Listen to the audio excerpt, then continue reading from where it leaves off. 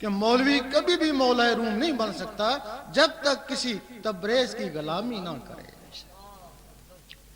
اس علم کو بہت کم عالم ہیں جو جانتے ہیں، بہت کم ہیں، محدود ہیں، لیکن وہ گمنام ہیں۔ اگر دو چار زہر ہوئے کاظمی صاحب کی طرح یا مشوری صاحب کی طرح تو ہوئے، لیکن باقی گمنام ہیں۔ بہت سے علماء ہیں جو اس علم کو مانتے ہیں لیکن جانتے نہیں ہیں، اقرار ضرور کرتے ہیں لیکن وہ جانتے نہیں ہیں۔ اور اکثریت ان علماء کی ہے کہ جو اس کو مانتے ہی نہیں ہیں، بالکل ہی انکار کرتے ہیں۔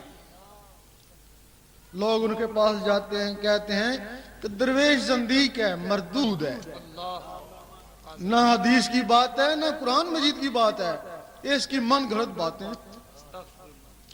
پھر لوگ درویشوں کے پاس جاتے ہیں تو درویش کہتا ہے مولوی جاہل ہے، علم باطن سے محروم ہے، اس سے ڈرو اور بچو۔ اب لوگ پریشان ہیں کہ ہم کیا کریں۔ اب کچھ لوگ درویشوں کے ساتھ لگ جاتے ہیں، کچھ عالموں کے ساتھ لگ جاتے ہیں۔ لوگوں کے لیے بہتر یہی ہے کہ وہ ظاہری علم عالموں سے سیکھیں اور باطنی علم درویشوں سے سیکھیں۔ بعض زمانے میں ایسا بھی ہوا ہے کہ ایسے حضرات بھی آئے جو ظاہر اور باطن میں یکساں تھے۔ اگر ایسا آدمی مل جائے تو وہ ان دونوں سے بہتر ہے۔ جس طرح غوث پاک تھے، داتا صاحب تھے، خواجہ صاحب تھے۔ اب وہ باطنی علم کیا ہے؟ یہ تو معلوم ہو گیا کہ اس کے اشارے ہیں قرآن حدیث میں، واقعات ہیں، یہ تو معلوم ہو گیا کہ باطنی علم ہے، لیکن وہ ہے کہاں؟ نہ قرآن مجید میں ملے، نہ حدیث میں ملے، نہ مسجد میں ملے، پھر وہ ہے کہاں؟ وہ حضور پاک کے سینے مبارک میں ہے۔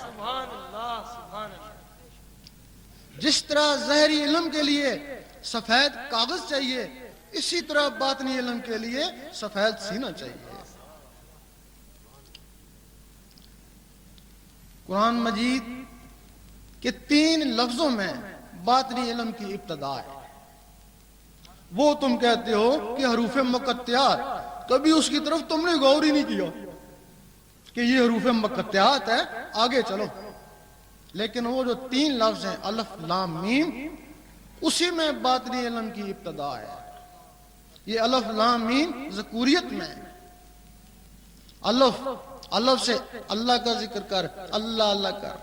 اگر اس کی جلالت سے ڈرتا ہے تو پھر لام سے لا الہ الا اللہ کا ذکر کر، یہ معتدل ہے۔ اگر اس کی معتدلی سے ڈرتا ہے پھر میم محمد رسول اللہ کا ذکر کر۔ نعرہ تکبیر، نعرہ رسالت، تیرا شاہی میرا شاہی، گوہر شاہی گوہر شاہی۔ اگر تو اس سے بھی ڈرتا ہے تو پھر ٹھیک ہے، کتاب میں لگے رہے، اسی میں الجھا رہے۔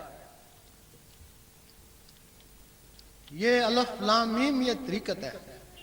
سید سلطان بہو رحمۃ اللہ فرماتے ہیں کہ میں نے کسی ظاہری مدرسے میں نہیں پڑھا، قرآن مجید کا پہلا لفظ الف لے لیا اور الف سے اللہ اللہ کرتا رہا۔ اللہ اللہ کرنے سے میرا سینہ منور ہو گیا۔ فرماتے ہیں جب سینہ منور ہو گیا تو ایک دن حضور پاک نے سینے سے سینہ لگایا۔ جب سینے سے سینہ لگایا تو وہ سارا باطنی علم میرے سینے میں آ گیا۔ اب وہ باطنی علم، جس طرح یہ زبان اللہ اللہ کر سکتی ہے، اسی طرح وہ دل بھی اللہ اللہ کر سکتا ہے۔ اب لوگ کہتے ہیں ہم نے دل دیکھا ہے، یہ تو گوشت کا لوتھڑا ہے، یہ اللہ اللہ کیسے کرتا ہے؟ یہ کہتے ہیں یہ درویشوں کا خیال ہے۔ اگر تم اس کو حقیقت سمجھو، یقین کرو تمہیں اس کے بغیر نیند نہ آئے۔ لیکن تم کہتے ہو یہ خیال ہے، کہتے ہو ہم نے جانوروں کا دیکھا ہے دل، وہ گوشت کا لوتھڑا ہے، انسان کا دل بھی گوشت کا لوتھڑا ہے، وہ کیسے اللہ اللہ کرتا ہے؟ یہی کہتے ہو نا۔ اور ہم کہتے ہیں کہ یہ زبان یہ بھی گوشت کا لوتھڑا ہے، یہ اللہ اللہ کیسے کرتی ہے؟ یہ ادھر لٹکی ہوئی ہے 2 جبڑوں کے درمیان، اور وہ گوشت کا لوتھڑا 2 پسلیوں کے درمیان۔ فرق تو کچھ بھی نہیں ہے. اس زبان کو اللہ اللہ کرانے کے لیے ایک مخلوق ہے جس کا نام ہے لطیفہ اخفا، وہ سینے کے درمیان میں ہے. یہ زبان اس کا ذریعہ ہے. اگر کسی کی وہ لطیفہ اخفا ختم ہو جائے تو ڈاکٹر کہتے ہیں زبان تو صحیح ہے، یہ بولتا کیوں نہیں ہے. زبان صحیح ہے، یہ بولتا کیوں نہیں ہے. وہ بلوانے والی مخلوق ختم ہو گئی. انسانوں اور جانوروں میں صرف ان مخلوقوں کا فرق ہے. اگر یہ مخلوقیں جانوروں میں ہوتی، زبانیں ان کی بھی ہیں، وہ بھی کچھ توتلا بول ہی لیتے. اب اس گوشت کے لوتھڑے کو بلوانے کے لیے ایک مخلوق ہے لطیفہ اخفا. اسی طرح وہ جو گوشت کا لوتھڑا جس کو دل بولتے ہیں، اس کو بلوانے کے لیے بھی ایک مخلوق ہے، اس کا نام ہے لطیفہ قلب.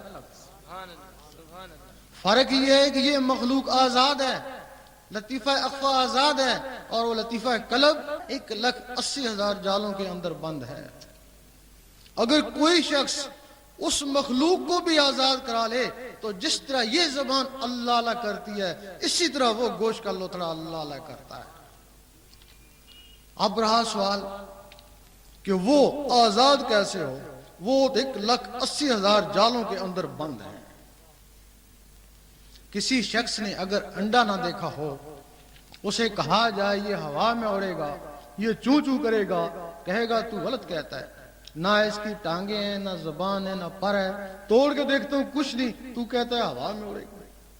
یہ نقل ہے تمہارے بیضے کی. اس کا نام بیضہ ہے، تمہارے اندر بیضہ ناسوتی ہے. اس کے اوپر 3 چھلکے اور اس کے اوپر 1,80,000 جالے ہیں. اس کو مرغی درکار ہے اور لطیفہ قلب کے لیے مرشد درکار ہے. مرغی اس کو اپنے حساب سے گرمی پہنچائے گی اور مرشد اس کے سینے کے حساب سے اس میں اللہ کی گرمی پہنچائے گا. جب وہ بیضہ زہری گرمی سے پھٹے گا، بغیر سکھے سکھائے چوں چوں کرے گا، اس کی فطرت ہے. اور جب یہ بیضہ اس میں اللہ کی گرمی سے پھٹے گا تو بغیر سکھے سکھائے اللہ اللہ کرے گا، اس کی فطرت ہے. اس وقت آدمی دیکھے گا میں تو نہیں کر رہا، لیکن میرے اندر کون اللہ اللہ کر رہا ہے. اس وقت آدمی اس مخلوق کا استاد بن جائے گا. تمہارے اس ڈھانچے میں 7 مخلوقیں بند ہیں، 9 ان کے خلیفے ہیں، 9 تو 7 16، ایک تم 17. اس ڈھانچے میں 17 ہوں. اب جو وہ مخلوق اللہ اللہ کرنا شروع کر دے گی، تم اس کے استاد بن جاؤ گے. یہاں سے پھر 2 طرح کی تسبیح چلتی ہے، ایک پتھر کی تسبیح، ایک دل کی تسبیح. پتھر کی تسبیح کا کیا کام ہے؟ وہ کرتی ہے ٹک، زبان کرتی ہے اللہ، وہ کرتی ہے ٹک، زبان کرتی ہے اللہ. اب اللہ کو ایک دفعہ مان لینا کافی ہے. یہ گھڑی گھڑی اللہ اللہ کیوں کرتے ہیں؟ جس طرح بادل آپس میں ٹکراتے ہیں تو بجلی پیدا ہوتی ہے، اسی طرح جب اللہ اللہ آپس میں ٹکراتے ہیں تو وہ نور بنتا ہے. سبحان اللہ. نعرہ تکبیر، اللہ اکبر، نعرہ رسالت، یا رسول اللہ. سبحان اللہ، سبحان اللہ. اب جو اللہ اللہ ہو رہی ہے